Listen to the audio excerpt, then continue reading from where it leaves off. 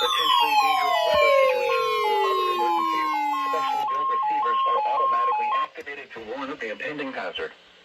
Tests of these receivers are normally conducted by the National Weather Service every Wednesday between 11 a.m. and noon.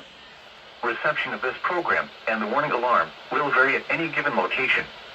The variability becomes more noticeable at greater distances from the transmitter.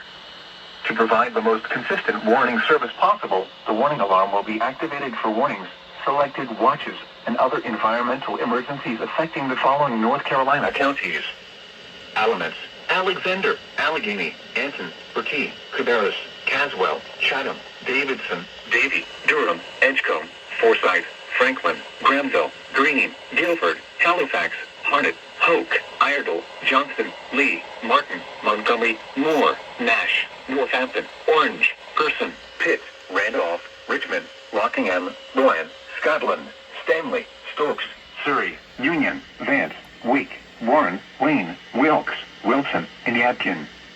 The warning alarm will also be activated for the following counties in South Carolina: Chesterfield and Marlborough, and the following counties in Virginia: Brunswick, Carroll, Grayson, Henry, Mecklenburg, Patrick, and Pittsylvania.